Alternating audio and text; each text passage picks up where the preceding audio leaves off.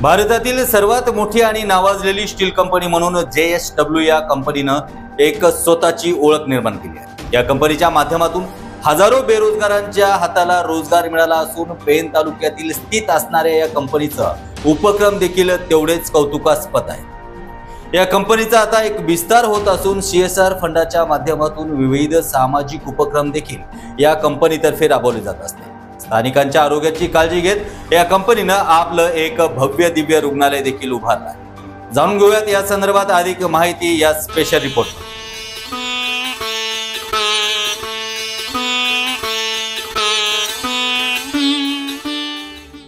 आजही भारतातील ग्रामीण भागांमध्ये आरोग्य सेवा पोहोचवण्यात अनेक अडचणी निर्माण होत असतात।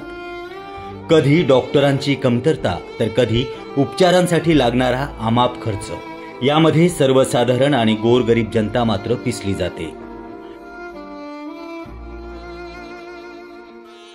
पेण शहरापासून केवळ काही अंतरावरती मुंबईसारखी मायानगरी आहे, तरीही रायगड जिल्ह्यातील रुग्णांना आपत्कालीन परिस्थितीत त्या ठिकाणी पोहोचणं कठीण होते।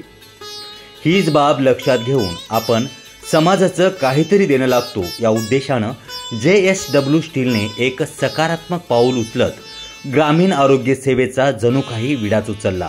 त्याचबरोबर परिसरातील नागरिकांना त्यांनी दिलासा देखील दिला आहे। रायगड जिल्ह्यातील पेणपासून काही अंतरावरती डोलवी येथे संजीवनी मल्टी स्पेशालिटी हॉस्पिटलसाठी निसर्गरम्य वातावरणात जागा निश्चित करण्यात आली।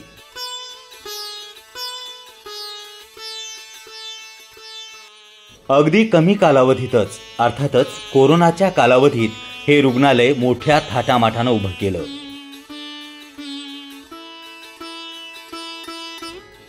या रुग्णालयात जवळपास 225 कर्मचारी कार्यरत असून यामध्ये 40 डॉक्टरांचा समावेश आहे। रायगड जिल्ह्यातील डोलवी येथील मुख्य रस्त्यावरती बसलेलं JSW संजीवनी मल्टी स्पेशालिटी रुग्णालय हे 100 खाटांचं असून यामध्ये सर्व अत्याधुनिक सुविधा एकाच ठिकाणी उपलब्ध करून दिल्या आहेत।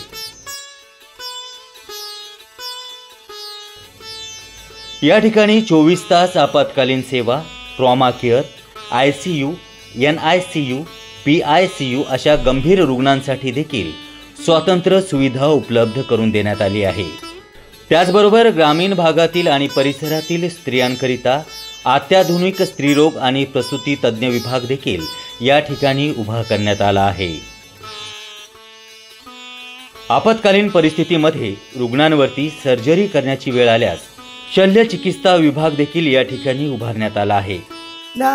लोकांना काहीच ऑप्शन्स अवेलेबल नव्हता आणि दुर्दैवाने मग काही अघटित घटनाही घडायची, पण हे हॉस्पिटल सुरू झाल्यामुळे त्यांना एक दिलासा मिळालेला आहे, आधार मिळालेला आहे आणि महत्त्वाचं म्हणजे इथे इमिजिएट ट्रीटमेंट मिळते, कारण सगळ्या तऱ्हेची टेक्नॉलॉजी अवेलेबल आहे, सगळे डॉक्टर्स अवेलेबल आहेत, सगळं प्रकारची यंत्रणा इथे सुरू आहे।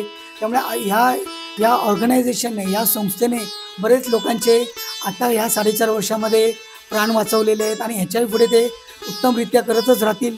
त्याचबरोबर न्यूरोलॉजी, न्यूरोसर्जरी, कार्डिओलॉजी आणि डायलिसिस रुग्णांकरिता देखील अत्याधुनिक सुविधांनी सुसज्ज असे वार्ड या ठिकाणी उभे करण्यात आले आहेत।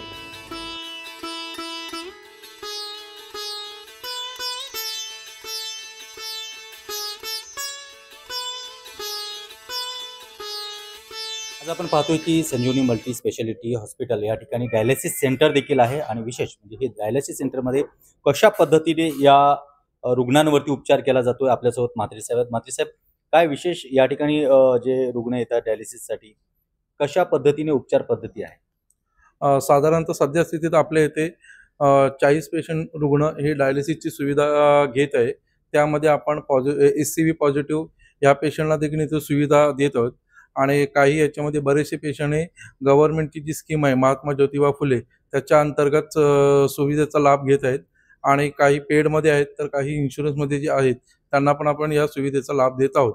आणि आपल्या इथे साधारणतः 3 शिफ्टमध्ये डायलिसिस सुविधा दिली जाते। सकाळची मॉर्निंगची एक शिफ्ट असते, दुपारची एक असते आणि संध्याकाळची एक शिफ्ट असते। असे एके वेळेला साधारणतः आपण 5 पेशंटला ते 6 पेशंटला ॲट ए टाइम सुविधा देत आहोत। साधारणतः इथे कुठले पेशंट आहेत आणि किती पेशंट आतापर्यंत आहेत? साधारणतः इथे आपल्या रायगड जिल्ह्यामध्ये जे सर्वच भागातले येतात, म्हणजे पेण, नागोठणे, रोहा, परत पाली, सुधागड, खोपोली, त्या पद्धतीने अलिबाग साईडचे पण पोयनाड, पेजारी इथले पण सगळ्या बाजूंनी इथे पेशंट येत आहेत. तसं जवळचं गाव आहे वडकळ, शिर्की, इथले पण पेशंट येत आहेत. कधीपासून ही सुविधा सुरू झाली संजीवनी हॉस्पिटल? संजीवनीमध्ये ही सुविधा 2021 पासून सुरुवात झालेली आहे, ऑक्टोबर महिन्यापासून, आणि आजपर्यंत सुरळीतपणे चालू आहे.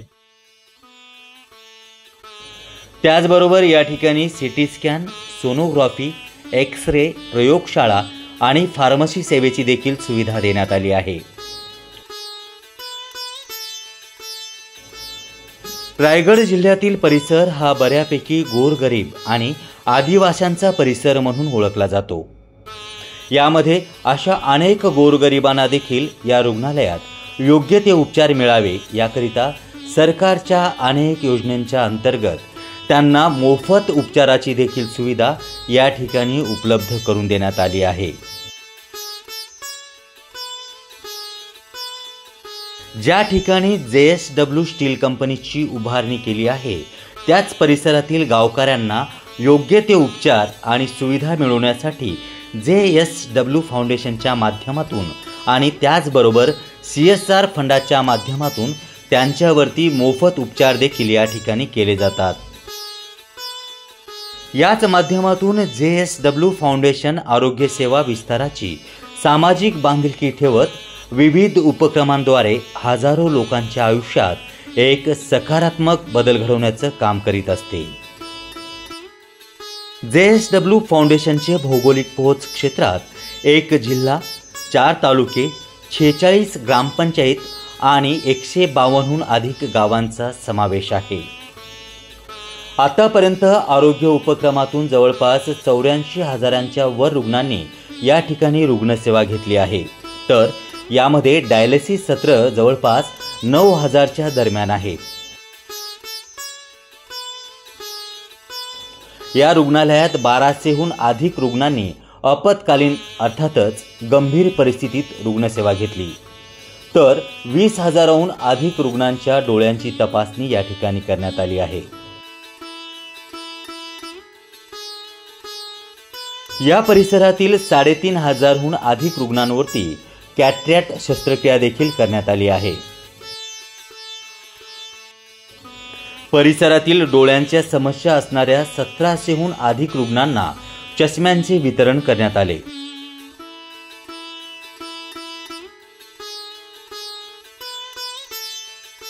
तर कॅन्सर तपासणी आणि जागरूकता शिबिराच्या माध्यमातून 17,000 पेक्षा जास्त सत्रे आणि 12,000हून अधिक स्क्रीनिंग करण्यात आल्या.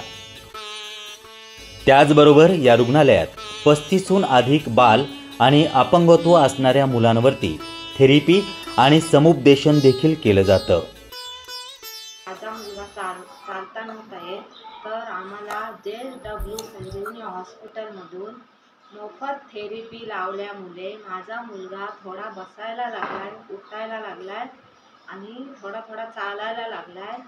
तर JSW कंपनीमार्फत आम्हाला मोफत थेरपी लावल्यामुळे त्यांचा मी आभार मानते. या रुग्णालयाच्या माध्यमातून अंगणवाडीतील विद्यार्थ्यांकरिता पोषण मदत तर केली जातेच, पण त्याचबरोबर कुपोषित बालकांना देखील या ठिकाणी किट्सचं वितरण केलं जातं. आपल्यासोबत या ठिकाणी डॉक्टर श्रुती आहेत. विशेष म्हणजे या ठिकाणी या हॉस्पिटलमध्ये संजीवनी हॉस्पिटलमध्ये ज्या पद्धतीने लहान मुलांसाठी देखील एक वेगळा वर्ग स्थापित करण्यात आला आहे. मॅडम काय सांगाल या संदर्भात? हे पेडियाट्रिक न्यूरो रिहॅबिलिटेशन सेंटर आहे. सो स्पेसिफिकली ज्या मुलांना उशिरा चालणं, बोलणं किंवा ऑटिझम, काही डेव्हलपमेंटल डिसेबिलिटीज आहेत त्यांचं रिहॅबिलिटेशन आम्ही इथे करतो, ज्याच्यामध्ये physiotherapy, occupational therapy, speech therapy आणि रेमेडियल एज्युकेशन हा जो प्रकार आहे तो आम्ही घेतला जातो. आत्ता सध्या आपल्या इथे 20 ते 25 मुलं आहेत जी रेग्युलरली येत आहेत आणि ह्यांचं रिहॅबिलिटेशन हे CSR थ्रू केलं जातं. पण हे मुलं कुठल्या वर्गाचे म्हणजे कुठल्या दर्जाचे असतात? म्हणजे सर्वसामान्य घरातले की सर्वसामान्य घरातले किंवा जी थेरपी अफोर्ड करू शकत नाही, त्यांना परवडत नाही बाहेर जाऊन, ती मुलं येतात. दुसरं की जी नॉर्मल स्कूलमध्ये जाऊ शकत नाहीत आणि स्लो लर्नर्स आहेत किंवा आई वडील त्यांची काळजी घेऊ शकत नाहीत घरी, त्यांना माहिती नाही, अशा मुलांसाठी आम्ही इथे थेरपी देतो. हा उपचार सगळा मोफत पद्धतीचा होतो. हा CSR फंड थ्रू मोफत होतो. अशा विविध जनसेवेबरोबर अनेक आरोग्य शिबिर देखील संजीवनी मल्टी स्पेशालिटी रुग्णालयाद्वारे राबवले जातात.